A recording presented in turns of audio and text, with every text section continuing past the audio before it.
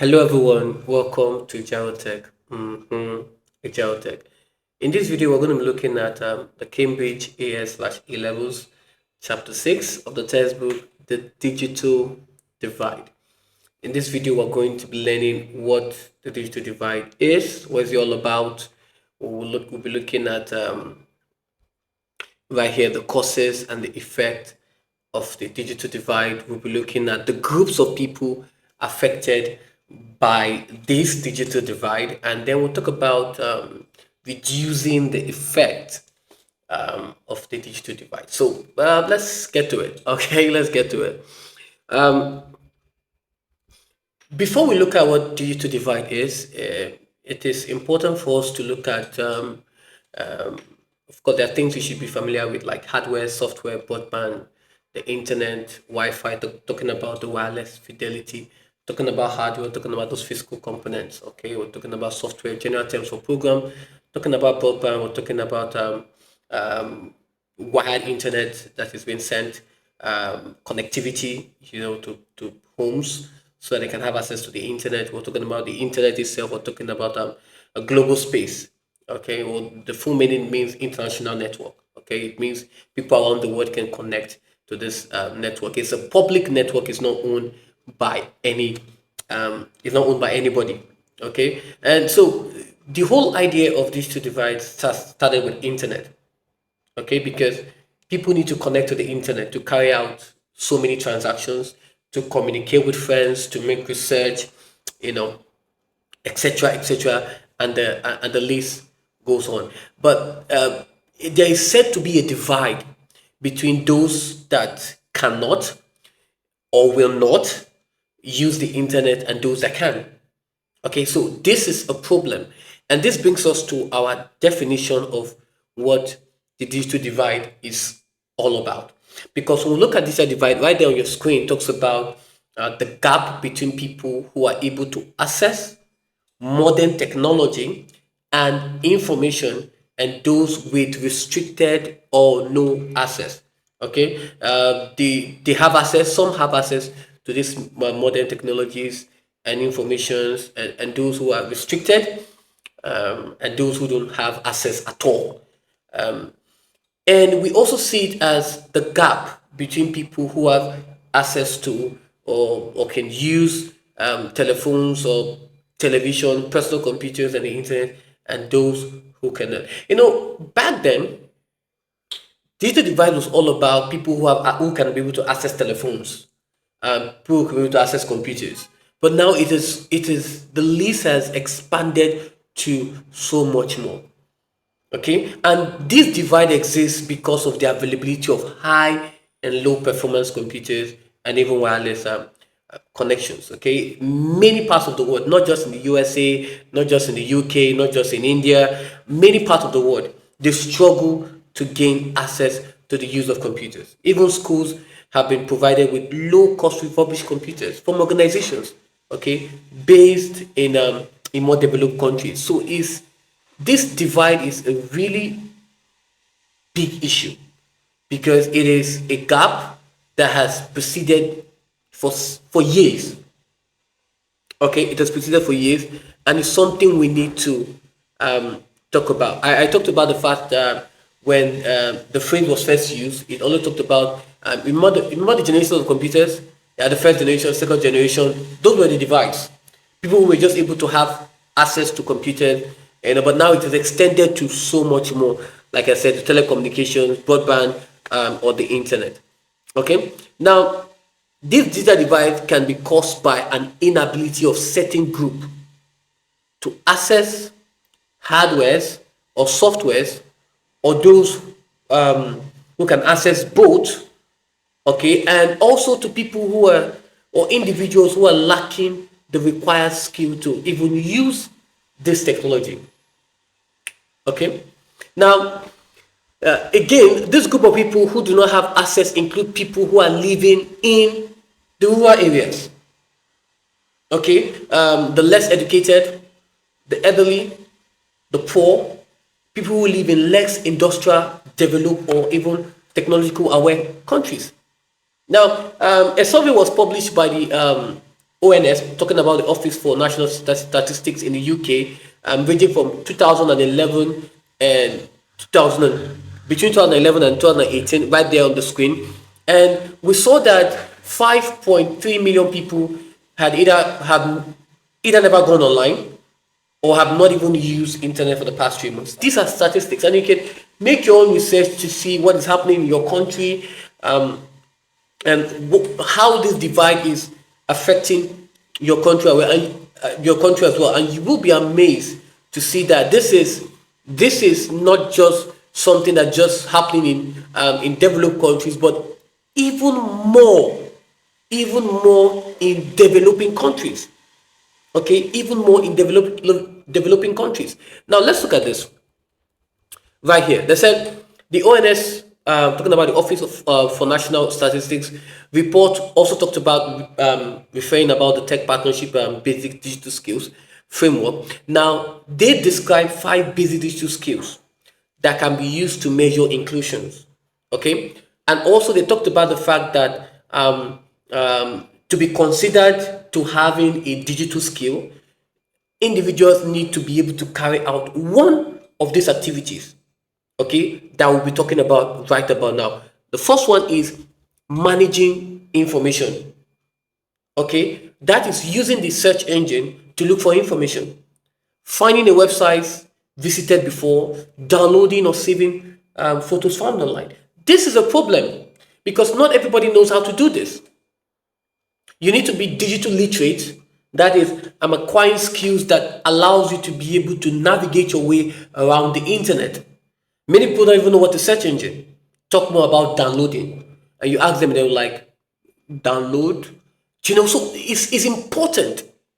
And this is the reason why the ONS had to file a report to say, okay, see, if you're gonna deem to have a digital skill, you should be able to do one of this. Okay, you should be able to know how to manage informations, know how to make research, know how to download informations on the internet. Okay, know how to archive there, know how to properly organize these informations on the data, on your offline database. Okay, it's very, very important. The next one is communicating, and this is sending a personal message via an email or online messaging service. Talking about the online messaging service, talking about using various platforms to be able to send messages. Emails is also an online messaging service. Okay, carefully making comments and sharing information online. This is another digital skill. Okay, your ability to communicate, not just with emails, but even social networking sites. Okay, how to carefully make comment. People don't even know how to make comments. They just speak what they feel like. It's free speech, but you need to have skill. You need to know how to be able to make those appropriate comments. How you can be able to share information online. Many people have stuff, but they don't know how to share the information online. They don't know how to be able to create the awareness that this is what they are doing. And this is why if you have a digital skill and you have a skill that you can be able to market, one of the things is communicating. How you can be able to market businesses online. How you can be able to have what we call a digital presence. This is very, very, very important, and this is key. The third one on the screen is transacting, buying items or services from a website. Okay, buying, installing apps on a device. People don't know how to buy items or buy services from websites. We'll talk about buying services. We're talking about people who are rendering services.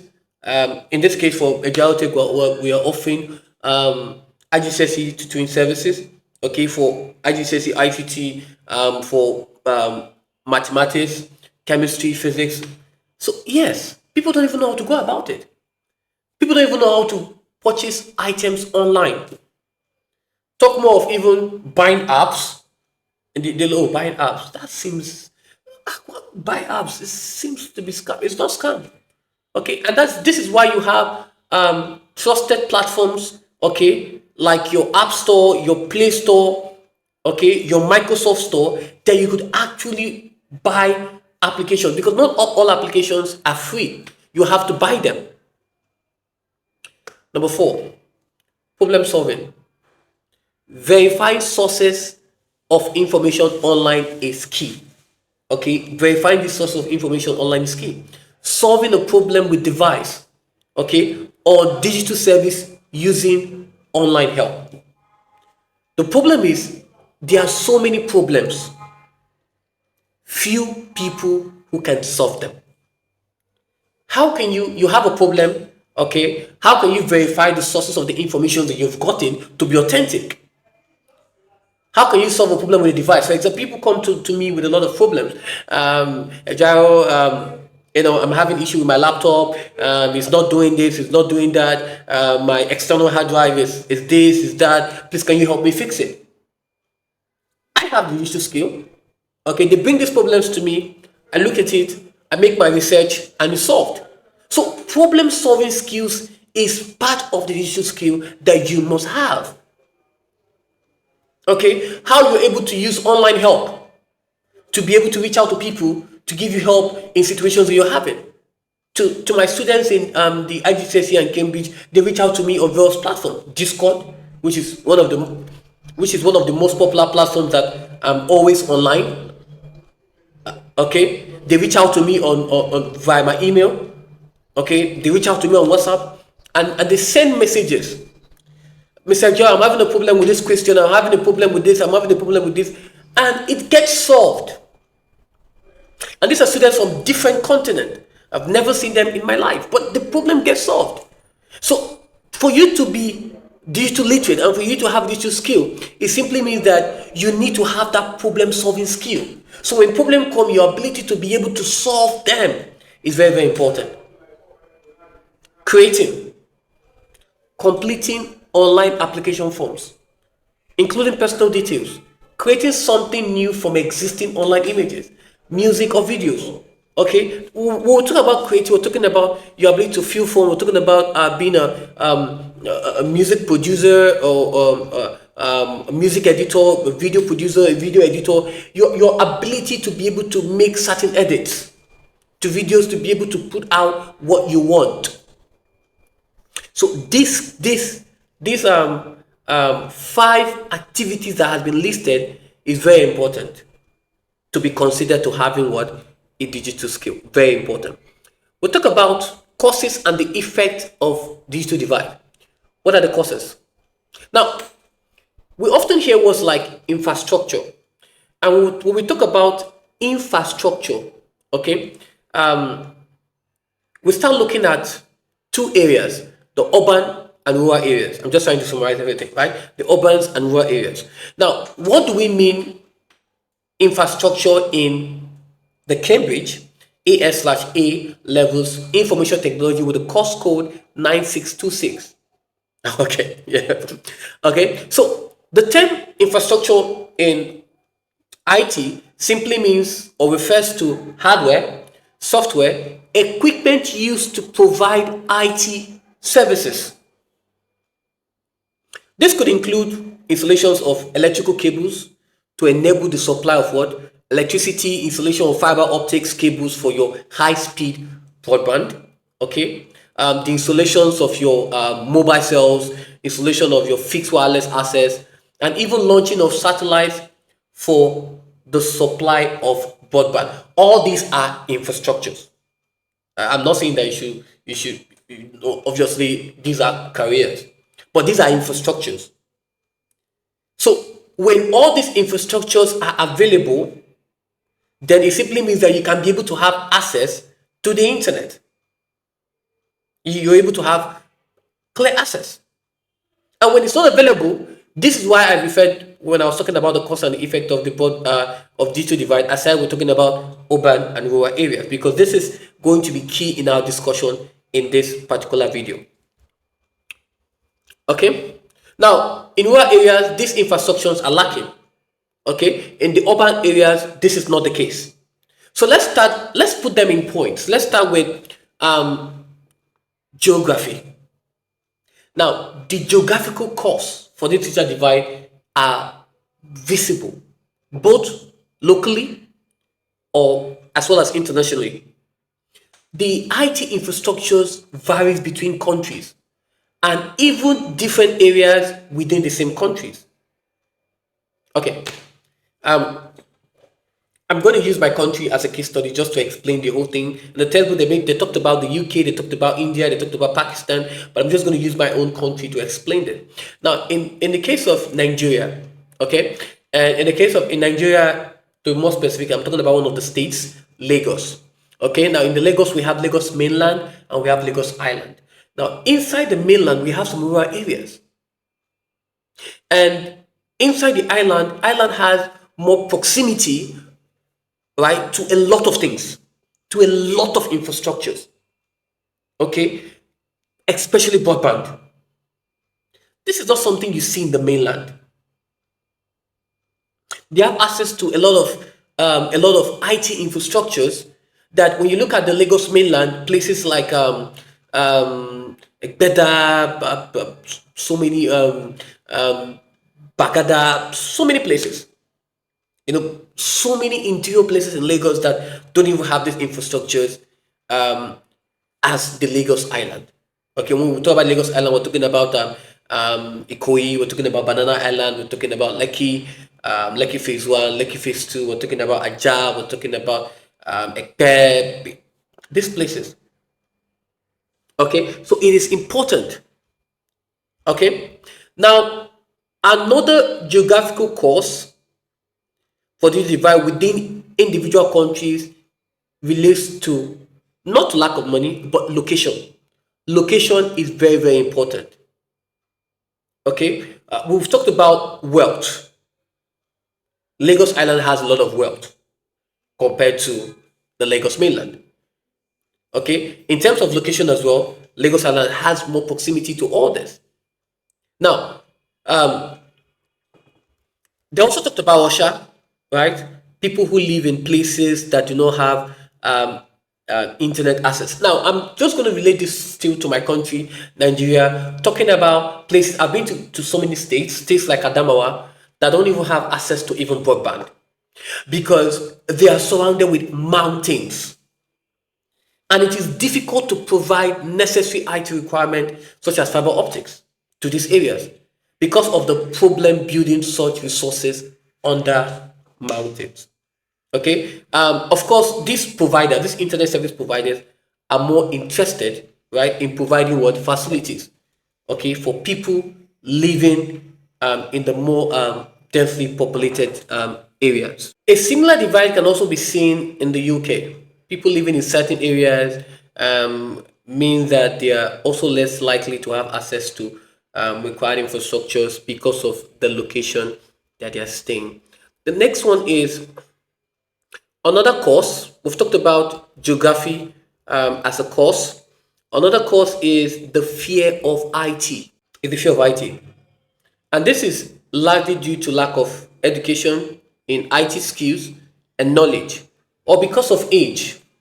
Because when people get old and they were not trained or exposed in these skills, and now they need to get familiarized with it, there is that fear of, oh, I don't know, can I really learn this?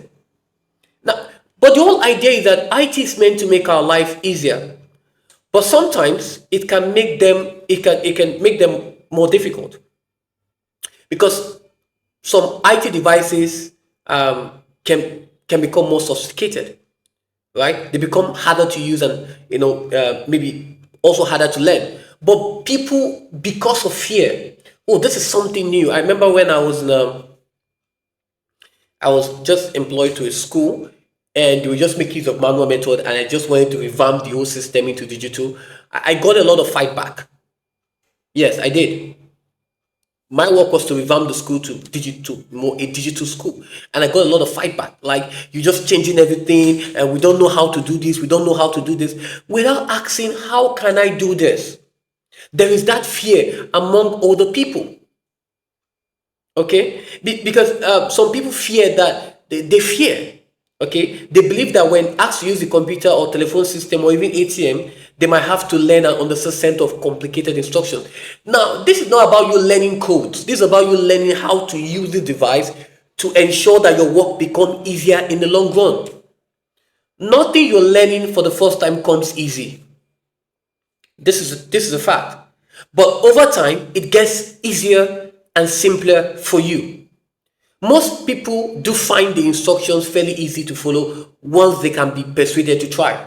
What I did was I had to persuade some of them to try. I had to organize a lot of training sessions to be able to train them how to use the devices.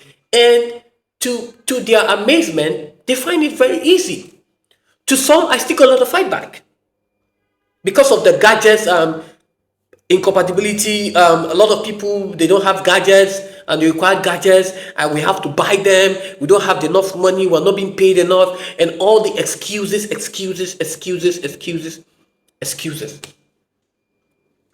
becomes a cause for one of you to divide. And we see that developed countries, all these things are readily available. They are being trained from the onset how to use it. But we that are developing countries, not everybody gets to have the same exposure towards the learning skills or towards these IT skills through education, through training sessions as much as possible. The next one is economics. This is the third course because the wealth of the user will affect their ability to access IT technologies. No, this is not something new. This is something that is spanning across every nation, especially developing countries where we have the rich class and the poor class, where we have the set of rich people and the set of poor people, where we have Lagos mainland and we have Lagos Island. Yes, that is the truth because it is seen that the Lagos mainland are for the poor people, the Lagos Island are for the luxurious people. Okay, so economics. And because of that, you tend to see so many IT infrastructures in the island. Now, as technological advances, every new innovation tends to be more expensive. This becomes a problem because the more there are new, there are new devices, there are new innovations, the prices spikes. And people who are just working normal jobs find it difficult to be able to acquire these new devices. This means that the richer you are, the easier it is to have access to these new technologies. And it is in the interest of IT companies, yes, to create new innovations. Now, this is what Apple is doing. It's big business. So they create new innovations, new models of their phones, new models of their gadgets. The prices are increased, and it's all about purchasing power. It's all about how much the rich can be able to spend. It's all about the spending power of the rich. Okay, there's a new iPhone in town, iPhone 15. As of the time I'm recording this video, there's iPhone 15, iPhone 15 Plus, iPhone 15 Pro, iPhone 15 Pro Max, and you want to see people getting for it. They want to go for it. You see latest versions of the Mercedes-Benz, latest versions of the Toyota, latest versions of Fords, latest versions of Hyundai vehicles. Though it's not the scope of what we're talking about, but you see, the rich want to have it. And because they have wealth, and because there is more demand for it, it is in the interest of these companies to be producing new innovations, creating new innovations, so they can sell to people who are better paid, thereby making more money. But there is little incentive to develop solutions that will be suitable for poorer people, people who are still living in ends meet. Because this will not result in any form of profit. People don't produce IT infrastructures or IT gadgets for poor people. They won't lead any profit. This is the divide. This is a problem because it simply means that only people who have access to resources can be able to acquire this, because it's not going to result to that same level of profit. As a consequence, development which are produced for the poor member society tend to be at a very basic level or refurbished. Okay, and it's less likely to increase their IT skill because, see, the more there are new innovations, the more there are new things to learn. You can never compare a a model of Mercedes-Benz 2008 without 2022. There's a whole lot process in the IT, a whole lot process. What is automatic, how you can be able to do a voice recognition, and etc, etc, etc, etc. Okay, this is going to result in a widening rather than narrowing of the divide, because they are producing this equipment, these gadgets, with the rich people in mind, with the wealthy. So it is generally acknowledged that factors such as income will affect whether people can use IT in general, or more specifically, gain the skill needed to make effective use of the internet. Let's talk about disabilities. When we talk about disabilities, is a fourth cause, because there are people who are disabled, people who have one form of disability or the other, and these IT equipment are not designed for people with disabilities, and that becomes a problem, because people with disabilities cannot be able to access the internet as much as the rest of the society. Okay, although there are other, okay, in terms of interfaces that can help people with disability, but they are expensive. Salary earners or people who are just living on ends meet cannot be able to afford them, and that becomes a problem. That becomes a problem. Groups affected by the digital divide. Let's talk about the groups. Who are the groups that are affected by digital divide? People who live in cities and those who live in rural areas. Let's talk about them. Again, I'm going to talk about the Lagos mainland, Lagos Island, people who are living in the cities in the United States, and people who are living in counties. Okay, the countryside. Now, you see that there's every IT infrastructures available to people who are living in the urban areas and people who are living in the rural areas. So people who are living in rural areas may not even know what is internet. They may not even know what is a mobile phone. You will be shocked. You have a cell phone? They don't know. They just have the landline that can just go to and make calls. They don't even know what is AI. This is a divide. This is a divide. Because in terms of electricity, in terms of connectivity or water supply, this is only available to people in urban areas. And poor digital connectivity in rural areas, therefore, has far-reaching consequences for communities, economic, and businesses. Businesses would not want to go to those places because there is no profit to be made. And every business wants to be in the city because there are people who can afford it. Also in the US, in the UK, we see this. Okay, the divide between people living in the cities, people living in the rural areas. Okay, there's even a map or a graph rather about percentage of American adults who say they have home broadband, talking about internet at home, and those that have smartphones, those that have tablet, those that have desktop or laptop computers. Let's look at the percentage. Okay, so here we have over here in the broadband, we have for rural areas we have 63%. In the suburbans we have 79%. Okay, now in the urban areas we have them higher than that. For smartphones, in the rural areas we have like 71. Okay, in the suburbans and the urbans we have them as 83. Tablets in rural areas 49%. In the suburbans, which is denoted with the blue line, and the urbans with the green line, we have 58, 49% respectively. Those that have desktop computers, we have in rural areas with 69%. Now, this is in the American culture. But in countries like ours, in Africa, in our continent in Africa, we have it as a more lower rate.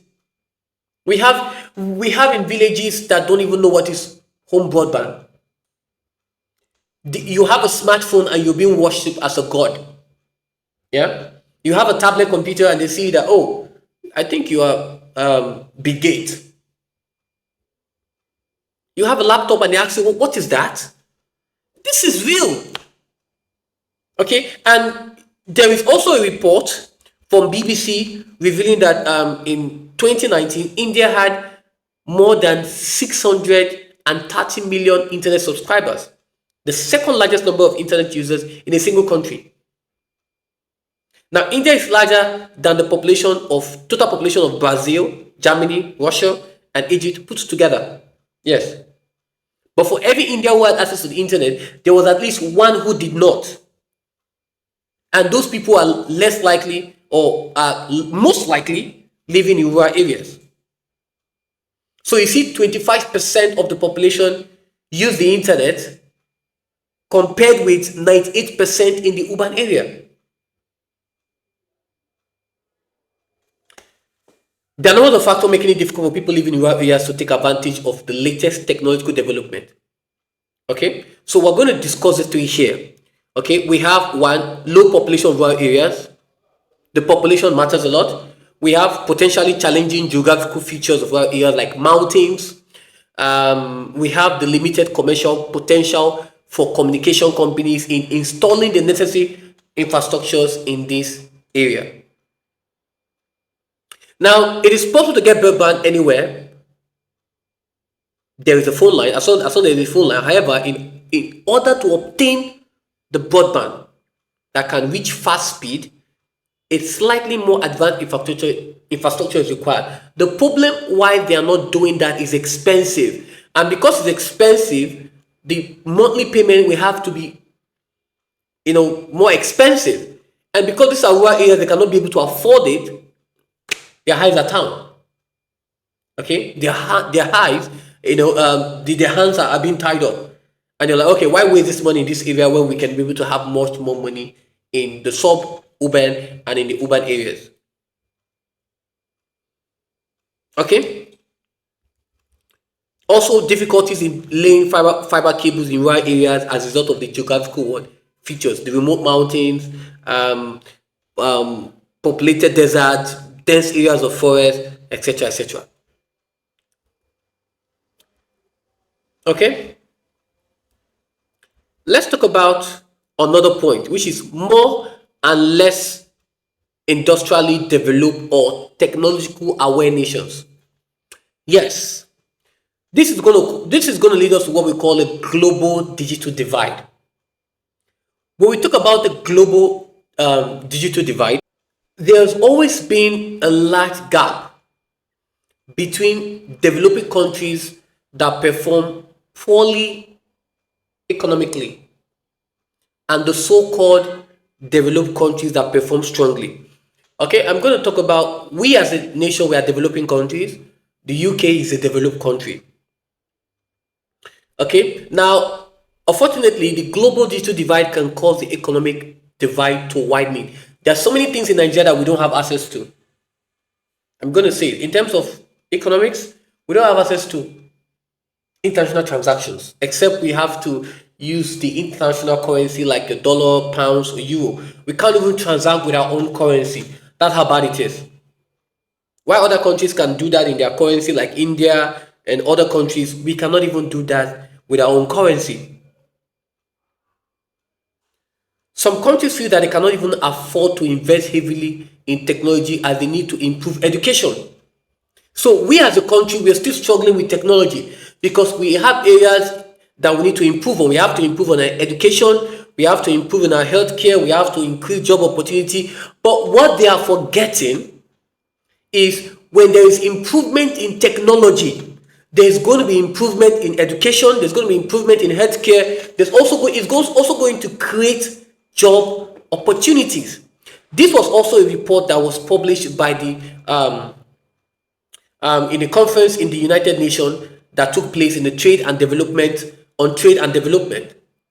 Okay, and the estimation the next decade in 2029 is said that the growth and productivity gains or development will determine the levels of integration into digital economy. This is what we have not got into as a country. To other parts of the country who are watching this, probably you also have experiences that in your country, where are you presently right now? To develop countries, they need digital economy. So it makes everything easy for them. Now let's look at one aspect of the use of IT in commerce. Talking about online shopping. Now, online shopping, that's e-commerce, talking about buying and selling on the internet. Now, it becomes apparent that there are some places in Nigeria, okay, that don't even have the experience for online shopping. They can't even shop online because number one, the facilities is not even there. The infrastructures is not even there. You need a lot of things to do that. You have to be on the map. You have to be each location has to be properly draft out. Talking about the navigation, etc., etc. Okay, all these things has to be factored in. Has to be factored in.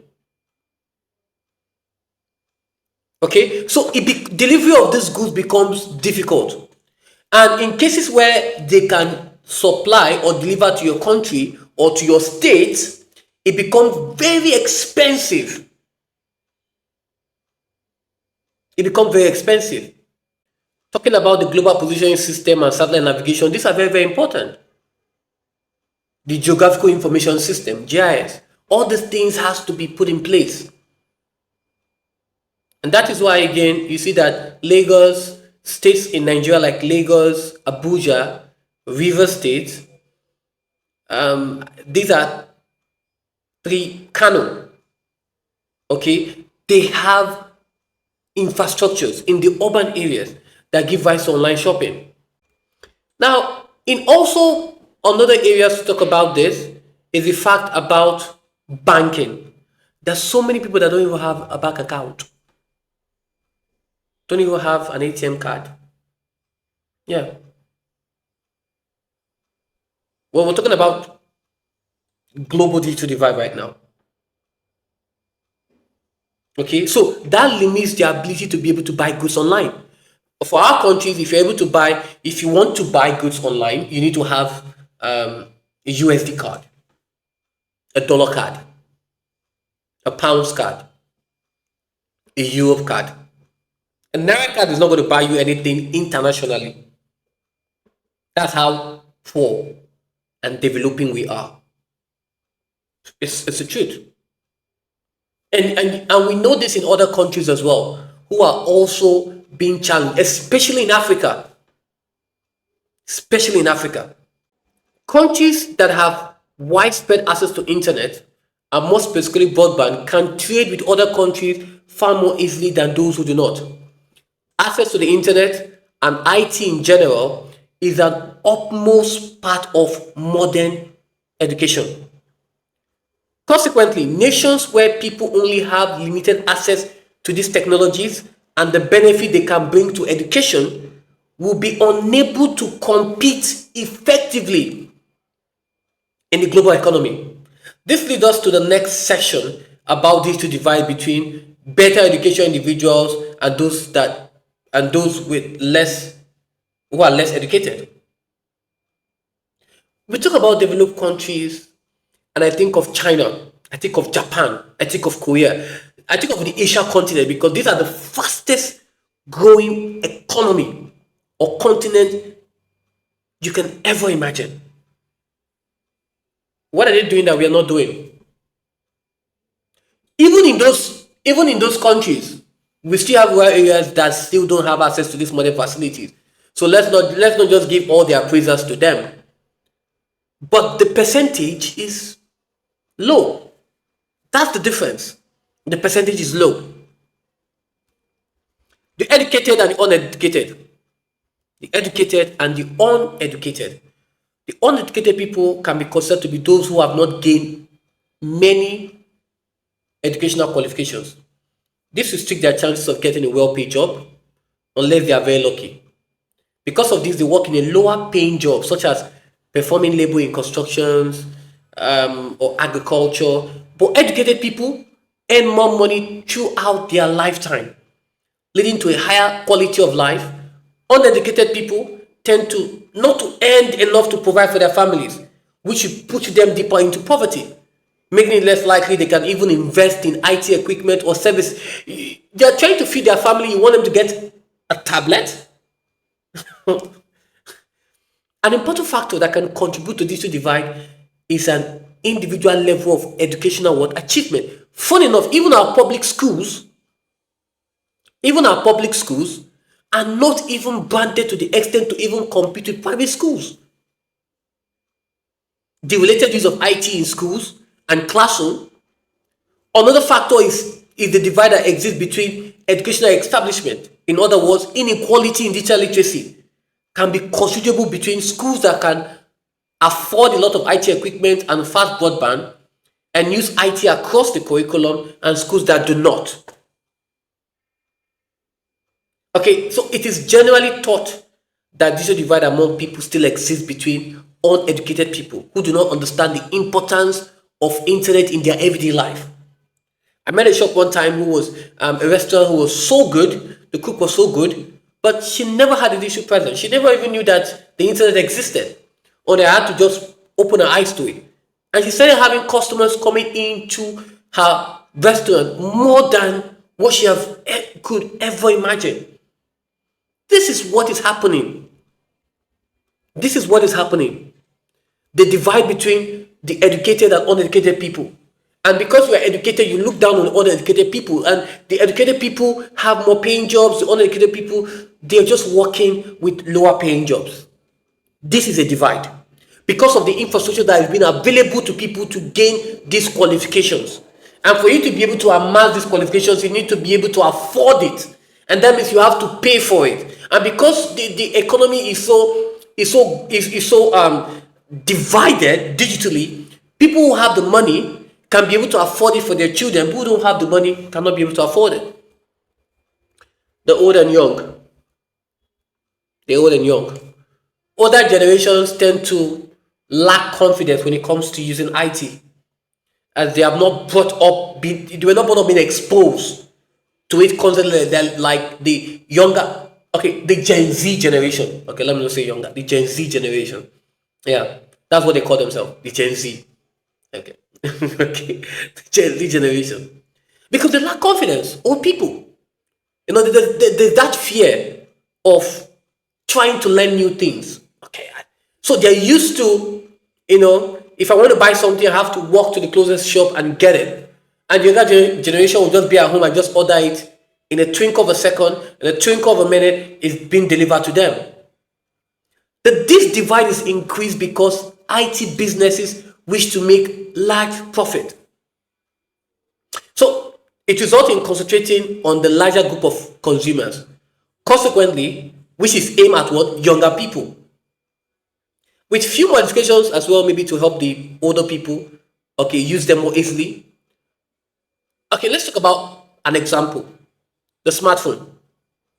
Okay, we have new smartphones, Google Pixels version is out, Xiaomi, a lot of new versions, new optimized smartphones. So to the older people, it tends to be less dexterous with their hands and fingers, which makes it more difficult. Nowadays, back then you had a keypad that right now you have on screen keypad. You have to find a way to bring it out, all this to learn and more and more and more. So these things have been designed to fit in for younger people. In addition, young people will seek new skills because they might become relevant later in life. However, as people grow old, they tend to focus on what seems to matter today, which is concentrate on friendship, Okay, being emotionally involved with other people rather than spending time on machine. See, the younger, the Gen Z generation, they spend more time on their phones. Check your screen time. You'll be amazed how many hours you spend on your phone. Check your screen time. Okay, and for other people, they don't see the essence of using the smartphone for communication, because they can communicate with people face to face or make a phone call and try to call them up. And for the Gen Z generation, all they have to do is they're either on Facebook. Okay, maybe they say Facebook seems to be outdated. Okay, so fine. Instagram. Okay, TikTok. Okay, Snapchat. Okay, Discord, Slack. Okay, okay, maybe put it in the comment section. Okay, there's more to it. There's Thread, there's Twitter. Okay, so let me know the one you use in your country. Okay, there are some that is just WeChat is for China. Okay, WeChat is for China. Okay, I use it sometimes to communicate with some of my students. They're preparing for IGCSE. But let me just know of the platforms you use in your various countries, apart from the ones I've talked about right here in this video. Okay, so let's look at socio-economic group, talking about the rich and poor. Now, companies produce hardware and software for computers used in homes, and now they have good reasons to even further develop updated products to even make bigger profit. Now, these gadgets can only be produced and they're being bought by those who can afford them. And obviously, this is no brainer is for the rich people. There is no need for companies to develop systems and products that will be suitable for the poor people, because that would not make them the same level of profit. Take for instance, when all these cars, right? You 2006, 2008, 2000, nobody's producing them anymore. They're now producing newer versions that would suit the needs of the wealthy people. It is generally accepted that the factors such as income affect whether people use IT in general, or more specifically, can gain the skills to take advantage of using the internet. So we can see this as people who have access to all these facilities because of the income that they have. You cannot compare somebody who's earning $30,000 per year with somebody who's earning $100,000 per month.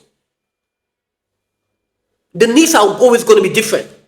The access to these gadgets will always be in their minds.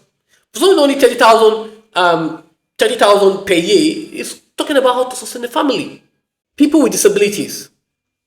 Okay, we've talked about this, but there is always a disadvantage to people with disabilities, and even if they are being factored in, it's expensive for them to be able to procure. Okay, so we see that people with physical disabilities that affect movements of the hand, for example, are unable to use a touch screen, a mouse, or a keyboard effectively. They need devices which are easier for them to control, like dialogue. Okay, and in this case, it becomes expensive. Okay, and we also see that another group of people who similarly experience a digital divide through the lack of access to personal devices and the internet are those with hearing or visual impairment. Okay, so we see that the effect of digital divide. Now, the effect of digital divide includes inequality of access to all types of internet services. The word service is open to interpretation, but let's talk about it in respect to IT. We'll talk about those services. We're talking about something that is provided by the internet. We're talking about emails. We're talking about the World Wide Web. We're talking about video conferencing. We're talking about instant messaging. We're talking about the voice over internet protocol, your ability to be able to make calls over the internet, and other resources which the internet makes it easier to be able to access. So let's talk about the effect of this digital divide. One, we'll talk about the health. Okay. Now, when we talk about the health, let's talk about health. There's a vast amount of information on the World Wide Web to health. Many countries have health-based websites that contain details about medicine, about your illnesses, and solutions or remedy to that illness. Okay, and many doctors have their own website that patients can be able to book appointments, receive reminders on their smartphones. Okay, unfortunately, these services can only be accessed by individuals that can have the necessary equipment. What are those equipment? Either a smartphone, okay, or a laptop or a tablet. Other reasons why such services may not be available to individuals include cost, include lack of electricity being supplied. Okay, so it's not just the introduction of online services which has benefited people. There are more general uses of IT medicine, with many hospitals now using online portable computers like your X-ray, which cannot be accessed digitally, and patient health chart can be available on computers which are being transported on their trolley, okay, to their patient's bedside. You see all those things that in the patient bedside that is just reading is trolley. Computers are used by nurses to record the patient's pulse rate, temperature, blood pressure. Okay, not all hospitals can afford these new technologies. Some doctors working from home can access patients' records on their own computers. But if you live in rural areas, where broadband connections are poor or even non-existent, such access may be limited. It may be limited. Okay, so it is more likely that patients in a more affluent urban society are less likely to benefit or receive these services than people living in the rural areas. Let's talk about education. Now, education in Nigeria is a whole lot of divide. We have private schools and we have public schools. And the public schools are little or nothing to be written about, because the infrastructures there that would help and groom a child's intellectual capacity to become familiarized with this IT equipment is next to none. Okay, and because of that, there is this divide between the rich and poor schools, not just in Nigeria alone, but also in many countries. Okay, and this has reduced by the government failing to provide money, finance to all these public schools to improve, access to broadband, to IT equipment. Students today are required to have a new academic literacy, different to that which was needed in the 20th century. Now we have online libraries. You don't have to go to a library to be able to access the materials. You go to the library, and we now have what we call an e-library, where you go to the library and you have access to online textbooks, unlike before that you have physical textbooks. Okay, so in other words, academic literacy in the current digital economy environment is experiencing new challenges for students in the educational field. There's a number of features of IT that students have to be familiarized with. This involve web-based course resources, using online resources, okay, participating in online discussions, downloading lesson notes, presentations, using webinars to be able to attend classes, etc., etc., and the list goes on and on and on and on. The lack of education is a key factor, as people educated to degree level are more likely to have or to be able to use the internet to its full potential and computers in their daily lives compared to individuals who have left education at their end of their either primary school or their secondary level. Although we live in an age where some countries still find it difficult to provide students with regular access to computers or internet, Nigeria is one of them. Rwanda is one of them. Burundi is one of them. Okay? So, on the other hand, it's worth mentioning that the use of IT has led to the narrowing of digital divide in certain situations, with students in certain remote areas benefiting from the use of IT to improve their education. So this is important. Job opportunities. Now, job opportunities in the modern world requires IT skill. If you don't have an IT skill, you don't have a job. All businesses and manufacturing industries and most supermarkets and shops use IT in their everyday dealings.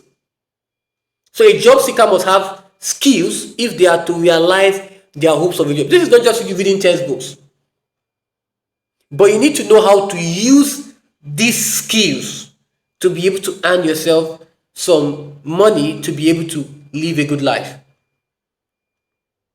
Schools and colleges have courses to teach IT skills to students, but those in poor and rural areas in some developing countries often struggle to have enough computers to provide these courses.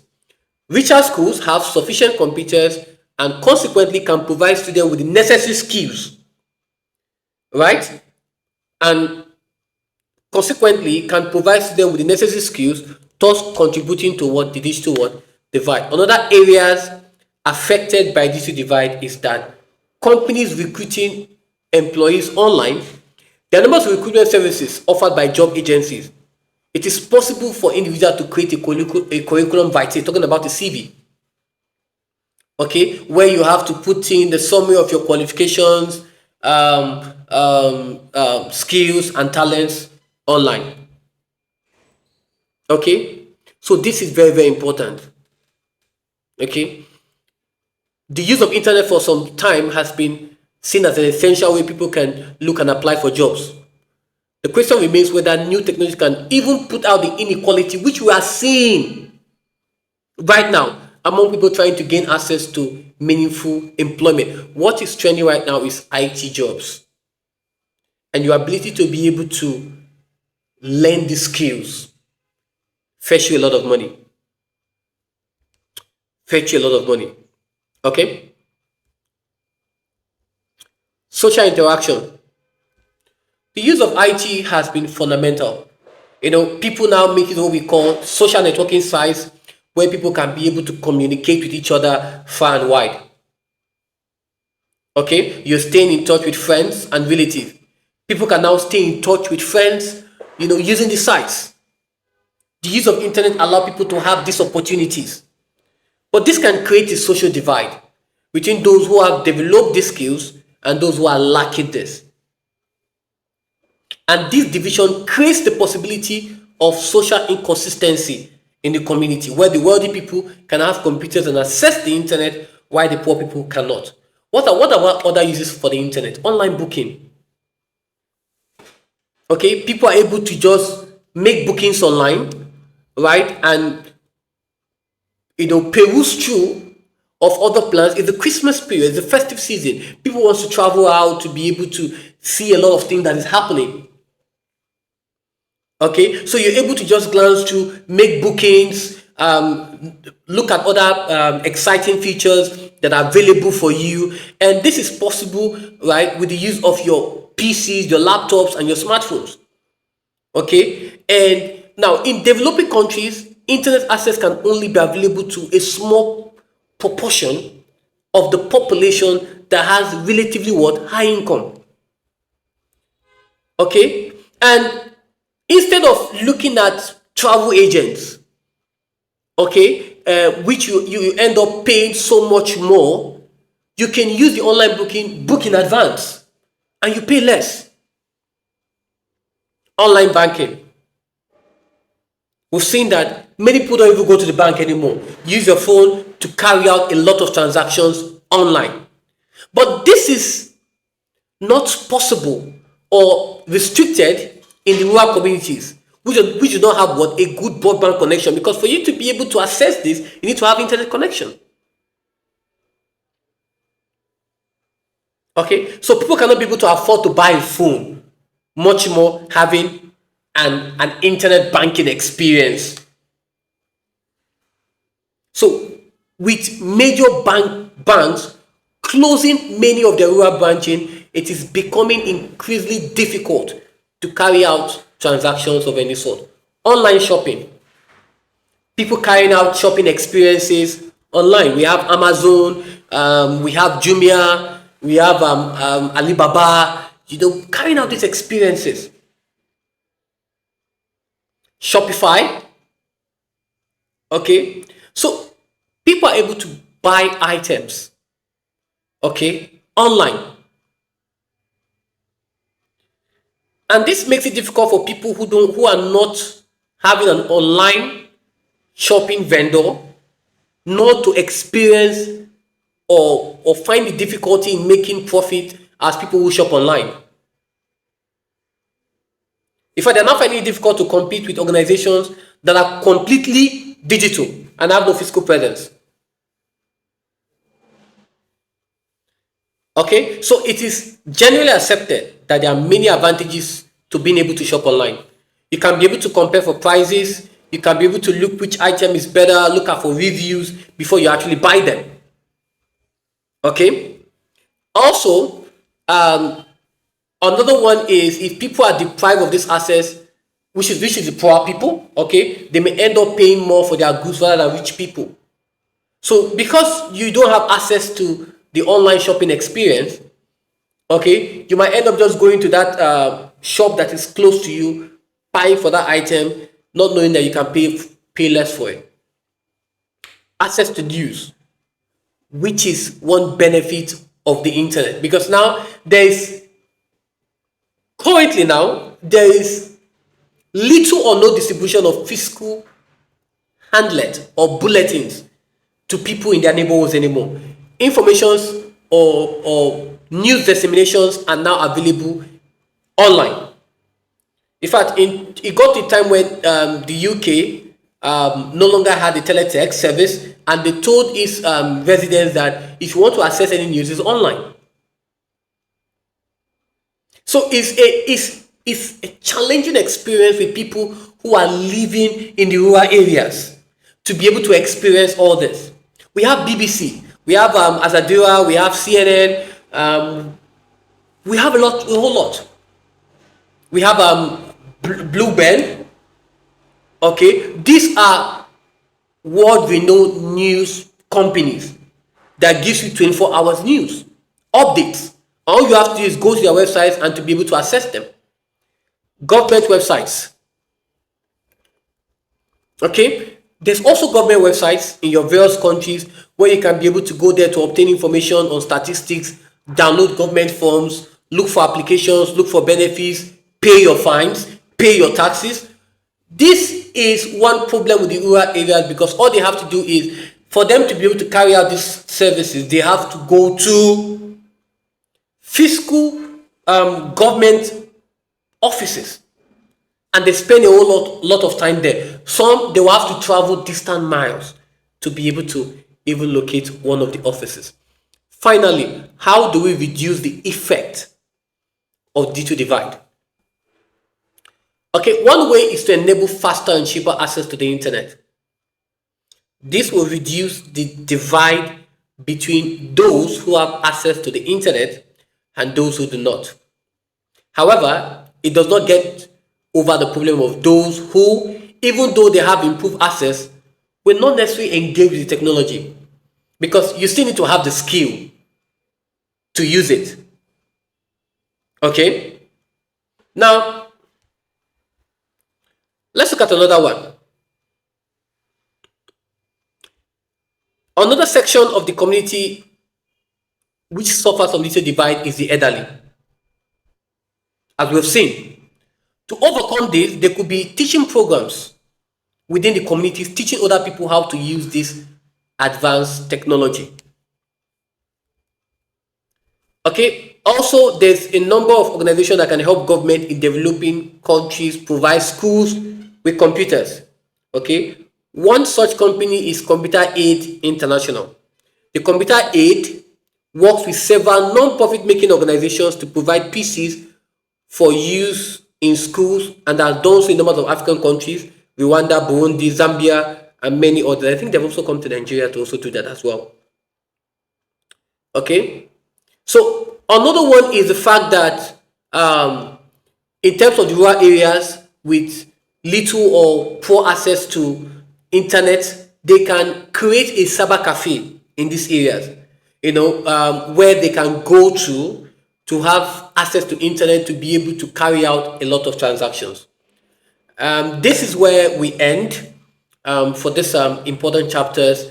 Going back to what we have talked about, we've looked at the lesson. Let's go back to lesson objective when we talk about what digital divide is, and we saw that it is a gap to people who have access to the internet and those who don't have access to the internet, or more importantly, those who have access to modern technology and information and those with restricted or no access. We've talked about the causes and the effect. We've talked about so many things: geographic. We've talked about education. We've talked about the global divide. We've even placed them in groups between the rich and poor, etc., etc. We've talked about reducing the effects of digital divide, talking about creating training programs for the elderly who have the fear for IT. Thank you very much.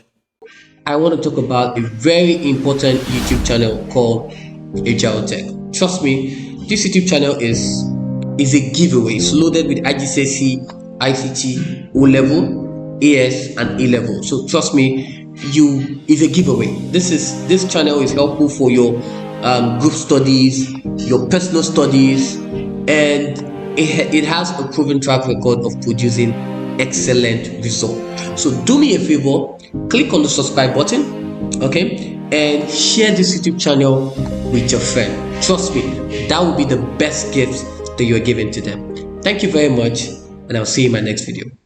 Bye bye.